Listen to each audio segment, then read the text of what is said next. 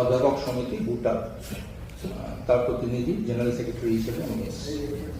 আমি পুনরাবৃত্তি করতে চাইছি না আমাদের সহকর্মীরা বিভিন্ন বিশ্ববিদ্যালয় থেকে যেগুলো বলেছে, আমি শুধু দুটো দৃষ্টি আকর্ষণ করতে চাইছি আপনাদের।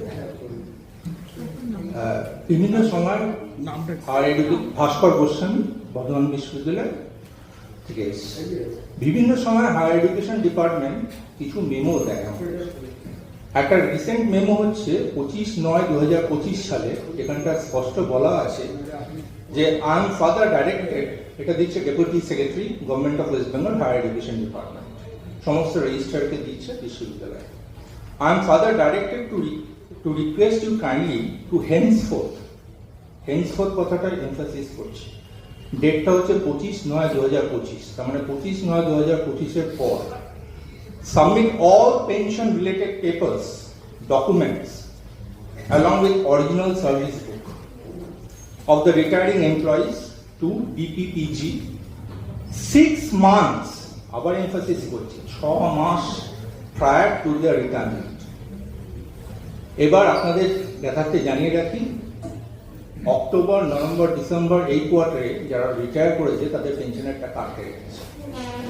হায়ার এডুকেশন ডিপার্টমেন্ট বলছে সার্ভিস বুক পাঠাবো, কিন্তু তাদের জিও তাদের যে কমিউনিকেশনের ফর্মুলা অনুযায়ী আমিও হয়তো তার তুলনায় কম অর্থ পেতে পারি, অর্থাৎ যেদিন থেকে আমি কমিউট করতে পারি, এবং এটা একটা ধরন মাস্টার মশাইদের যে যিনি যেদিন রিটায়ার করতেন তিনি চাইতেন যত তাড়াতাড়ি সম্ভব কমিউট করতে, তাতে নাকি বেশি পয়সা পাওয়া যায়। এবার আমার কমিউনিকেশনটাকে যদি পিছিয়ে দেয় তাহলে হিসাবটা কবে থেকে হবে, পরিষ্কার করে কিছু বলার নেই। এবং সার্বিকভাবে যে জায়গাটা যে জায়গাটার রেশনালটাই বোঝা যাচ্ছে না, যে তাহলে কি সরকারের তরফ থেকে কোনো পরোক্ষ চাপ তৈরি করা হচ্ছে?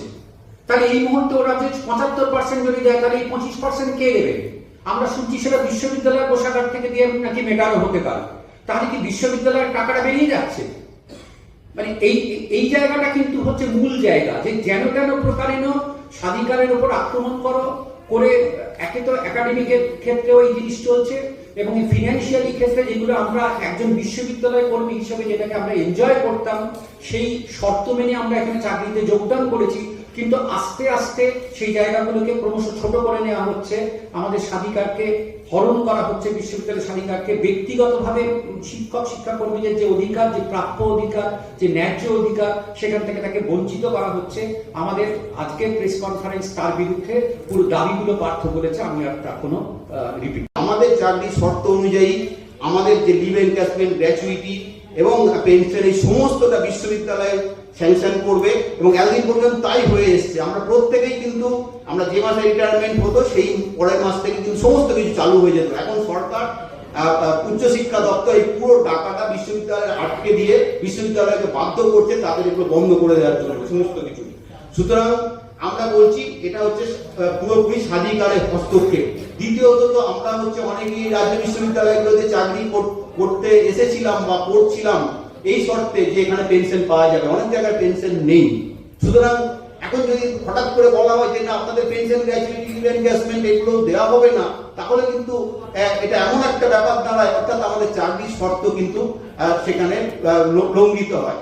এবং আমরা যেটা দেখতে পাচ্ছি যে বিশ্ববিদ্যালয়ের কিন্তু বিকাশ ভবন যেটা করার চেষ্টা করছে, তারা বিশ্ববিদ্যালয়ের বিভিন্ন টাকা বন্ধ করে দিয়ে তাতে কিন্তু এমন জায়গায় নিয়ে যাওয়ার চেষ্টা করছে যে তারা কিন্তু আমাদের এই পুরোপুরি স্বাধিকারে হস্তক্ষেপ করে এই সমস্ত টাকাটাকে আটকে দেওয়ার চেষ্টা হচ্ছে। সুতরাং আমরা যেটা দাবি জানাচ্ছি যে কোনোভাবেই এমপ্লয়ার হিসাবে বিশ্ববিদ্যালয়ের কাছ থেকে পেনশন, গ্র্যাচুইটি, লিভ এনক্যাশমেন্টের অধিকার কেড়ে নেওয়া যাবে না। এটা পুরোপুরি স্বাধিকারে হস্তক্ষেপ। মাননীয় মুখ্যমন্ত্রী বারে বারেই বলেন যে কেন্দ্র রাজ্যের উপর হস্তক্ষেপ করছে, রাজ্যের এটা করার অধিকার আছে। আচ্ছা, তাহলে কি তিনি স্বাধিকারের বিরুদ্ধে? যদি স্বাধিকারের বিরুদ্ধে হন তাহলে এই কথাগুলো বলতে পারেন না। সুতরাং সেখানে দাঁড়িয়ে বাঁচার জন্য বহুদিন ধরে টানাপোড়েন চলছে, কখনো রাজ্য সরকার, কখনো চ্যান্সেলর, কখনো সুপ্রিম কোর্ট, দিনের পর দিন চলে যাচ্ছে, এবং এই যে বিশ্ববিদ্যালয়গুলোর একটা অসহনীয় অবস্থার মধ্যে তারা পড়ছেন। আজকে পিএইচডি ডিগ্রি অ্যাপ্রুভ হচ্ছে না, কোনো টাকা অ্যাপ্রুভ্যালের লোক নেই, বিভিন্ন কমিটির মিটিং হচ্ছে না, সেখানে কিন্তু কোনোভাবেই কোনো আইন মানা যাচ্ছে না, এবং শিক্ষকরা কোনো কাজ করতে পারছেন না। এখানে আছেন নেতাজি সুভাষ ওপেন ইউনিভার্সিটি, আমাদের রাজ্যের গর্ব এবং আমাদের রাজ্যের এই ইউনিভার্সিটি একটা দেশের মধ্যে একটা স্থান অধিকার করে আছে। সেই বিশ্ববিদ্যালয়ে একজন উপাচার্য ছিলেন, আমরা কি দেখলাম, সেই উপাচার্য অন্য একজন উপাচার্য আসার আগে যে বিশ্ববিদ্যালয় থেকে তিনি এসেছিলেন সেই বিশ্ববিদ্যালয়ে তার ছুটি বাতিল করে দিল। আচ্ছা, কিসের কার জন্য একজন উপাচার্যের ছুটি বাতিল হয়? আমাদের রাজ্যে তো অন্য কোথাও হচ্ছে না, অন্য কোনো উপাচার্যের ছুটি তো বাতিল হচ্ছে না। কেন নেতাজি সুভাষ বিশ্ববিদ্যালয়ের উপাচার্য যিনি কল্যাণী বিশ্ববিদ্যালয় থেকে এসেছেন, কেন কল্যাণী বিশ্ববিদ্যালয় সেই উপাচার্যের ছুটি বাতিল করে দেবে? আমরা প্রশ্ন করবো না? এর পেছনে যদি থাকে তাহলে তো উচ্চশিক্ষা দপ্তরের হাত আছে। কেন উচ্চশিক্ষা দপ্তর বারে বারে এই কাজ করছে, একটা বিশ্ববিদ্যালয়কে এরকম ক্ষতির সম্মুখীন করে দিচ্ছেন এবং তাদের পড়াশোনা আজকে এমন একটা জায়গায় গিয়ে পৌঁছেছে এবং সমস্ত কাজ পৌঁছেছে, তাদের সমস্ত কাজ আটকে যাচ্ছে।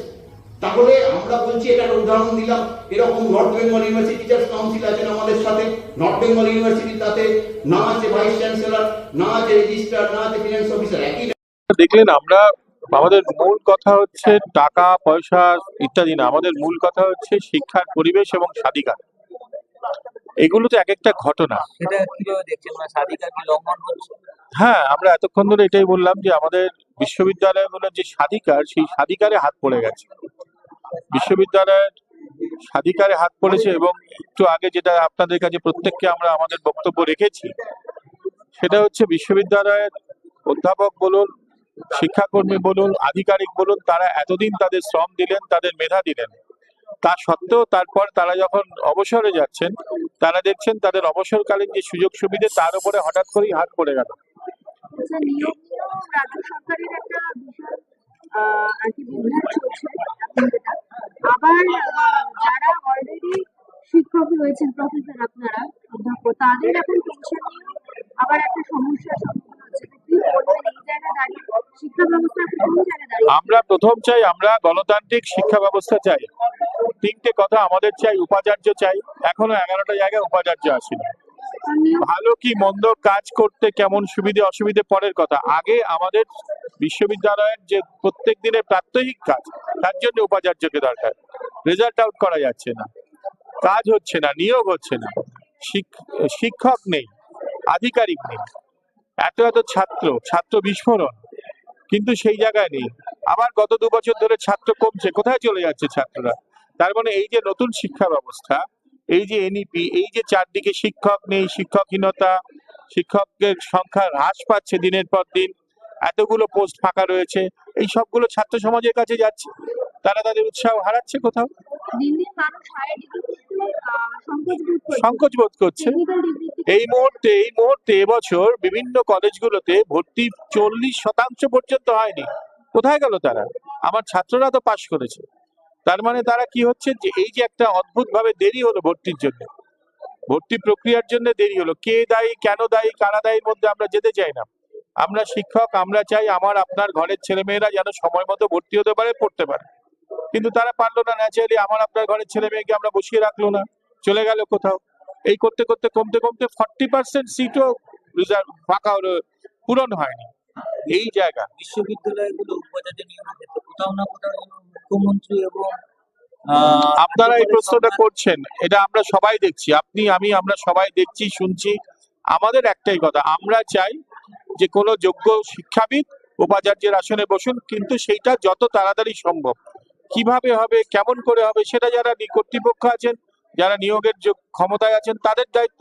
আমরা চাই যে বিশ্ববিদ্যালয়ের পড়াশুনো, ছাত্রদের ভবিষ্যৎ, তাদের গবেষণা, তাদের পরীক্ষা, তাদের রেজাল্ট আউটের জন্য যত তাড়াতাড়ি সম্ভব যেন অবশ্যই আমরা চাই যে সেই গণতান্ত্রিক পরিস্থিতি ফিরে আসুক এবং বিশ্ববিদ্যালয়ের পরিচালন সমিতিতে গণতান্ত্রিক উপায়ে নির্বাচিত যারা, তারাই থাকুন। আপনার নাম? আমার নাম বিনায়ক ভট্টাচার্য, আমি পশ্চিমবঙ্গ কলেজ ও বিশ্ববিদ্যালয় শিক্ষক সমিতির যুগ্ম সম্পাদক। ধন্যবাদ। বলেছি, একটা হচ্ছে যে এই মুহূর্তে দাঁড়িয়ে আমাদের যে পেনশন এবং অবসরকালীন সুযোগ সুবিধা, গ্র্যাচুইটি, লিভ এনক্যাশমেন্ট, কমিউটেশন, রাজ্য সরকারের উচ্চশিক্ষা দপ্তর এবং ফিনান্স দপ্তর তারা আটকে দিচ্ছে। 25% দেবে না বলছে, কবে দেবে তার কোনো দৃঢ়তা নেই, এবং তারা বলছেন মাননীয় মুখ্যমন্ত্রী নাকি এটা বলে দিয়েছেন এইভাবে করতে, অর্থাৎ এই পেনশন গ্র্যাচুইটির টাকা কেটে দিতে। অর্থাৎ পুরোপুরি এতদিন পর্যন্ত বিশ্ববিদ্যালয়ই হচ্ছে এই পেনশন গ্র্যাচুইটি সমস্ত অনুমোদন দিত, এখন বলছে বিশ্ববিদ্যালয় দিতে পারবে না, বিশ্ববিদ্যালয়ের স্বাধিকার নেই। বিশ্ববিদ্যালয়ের স্বাধিকারে হস্তক্ষেপ করে সেই অনুমোদন ক্ষমতা কেড়ে নিচ্ছে একদিকে, আর দ্বিতীয় দিকে হচ্ছে টাকা বন্ধ করে দিচ্ছে এই gratuity, leave encashment, pension communication, এই সমস্ত টাকা।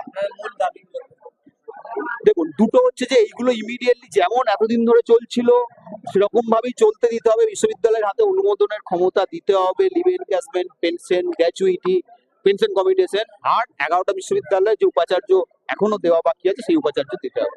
কিন্তু বিশ্ববিদ্যালয়ের ক্ষেত্রে আমরা দেখেছি রাজ্যগুলোর একটা না দেখুন, আবার বলছি, উপাচার্য তো একটা নিয়োগ পদ্ধতির মধ্যে দিয়ে হয়, সেখানে উচ্চশিক্ষা দপ্তর আছেন, আচার্য আছেন, এই সমস্তটা বিশ্ববিদ্যালয়ের সঙ্গে যুক্ত যারা তাদেরকে প্রেফার করছে। না, উপাচার্যর ক্ষেত্রে কিছু ক্রাইটেরিয়া বলে দেওয়া আছে, ইউজিসি গাইডলাইন করে দেওয়া আছে, 10 বছরের প্রফেসর হতে হবে, একাডেমিক কি হতে হবে, এই সমস্তটা বলে দেওয়া আছে, সেই নিয়ম মেনে হবে। আমরা কোনো ব্যক্তি বিশেষের বা সেই বিশ্ববিদ্যালয় থেকে হতে হবে এরকম কিছু বলছি না, এটা হচ্ছে যে সেই নিয়ম মেনে যেন একজন একাডেমিশিয়ান, এবং অবশ্যই যারা এখন মাঝে মাঝে কথা আসছে দুর্নীতির সাথে যুক্ত কিনা, অবশ্যই দুর্নীতির সাথে যুক্ত হবে না এরকম হচ্ছে লোক আসুক, এটাই আমরা চাই। গ্র্যাজুয়েটের থেকে বঞ্চিত যাচ্ছে আপনাদের সেটাই আমরা এতক্ষণ বললাম যে আমাদের এই টাকা কেটে নেওয়া হচ্ছে এবং বিশ্ববিদ্যালয়ের হাত থেকে অধিকারটা কেড়ে নেওয়া হচ্ছে যে বিশ্ববিদ্যালয় অনুমোদন দিতে পারবে না, এবং রাজ্য সরকার টাকা দিচ্ছে না, এবং উচ্চশিক্ষা দপ্তর বলছে মুখ্যমন্ত্রী এটা চাইছেন। তাহলে মুখ্যমন্ত্রী কি চাইছেন গ্র্যাচুইটি, লিভ এনক্যাশমেন্ট? রাজ্য সরকারের ক্ষেত্রে, মুখ্যমন্ত্রীর ক্ষেত্রে এবং কেন্দ্রীয় সরকার উভয় পক্ষে না, এইটা তো আপাতত রাজ্য বিশ্ববিদ্যালয় পেনশন গ্র্যাচুইটি এটা রাজ্য সরকারই দেন, হ্যাঁ, কেন্দ্রীয় সরকার অন্য জিনিস দেন, কিন্তু রাজ্য সরকার এই পার্টটা রাজ্য সরকার পুরোটাই।